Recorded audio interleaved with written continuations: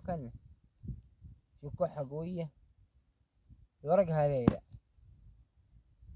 يسحقهن أول يبسهن، بعدين يسحقهن. هذا ورق الزمل، شو اسمه الزمل؟ هذا الزمل عنده علامات صفرة أصفر.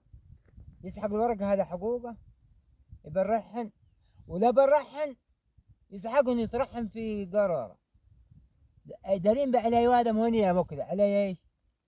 هذا عليه الكحة. اي انسان عنده كحة يروح عند الدكتور وعنده ما يجيب له الدواء، ما يجيبه هذا والله العظيم. هذا شو دواء قوي، ما يطلع من الزمل اسمه الزمل، ما يطلع والله من الزمل بعد السنة نسويه في الزرايع كذا ويطلع. وهذا الآن الحين قعرت بغيت بيبسها، والآن هذا ذا ما يودها.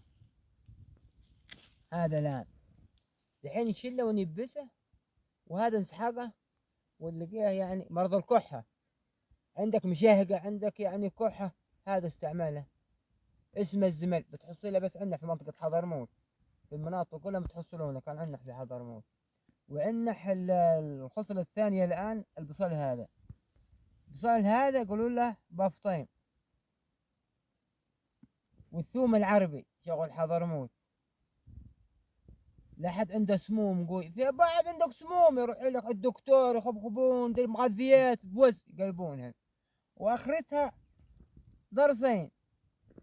ثوم عربي من هذا شغل حضرموت، ويبون له غثو حق بصل ياكل. اقسم بالله السموم هذا يعبر تقول صاروخ، وتو يطبخ الحمد لله العافيه امان.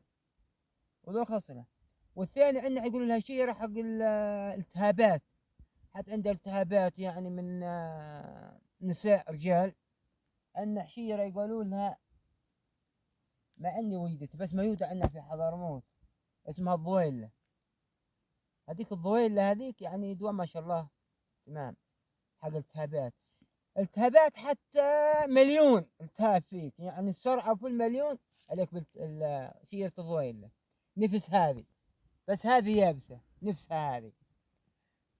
تسحقها وتسويها ايش في وعاء كذا وتنخلها، تنخلها توضي بها وشرب الصباح وليل وظهرا.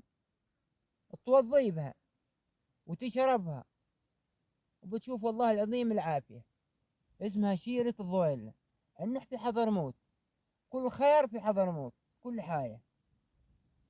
وإن شاء الله رب يعطيكم العافية والصحة، والسلام عليكم ورحمة الله وبركاته.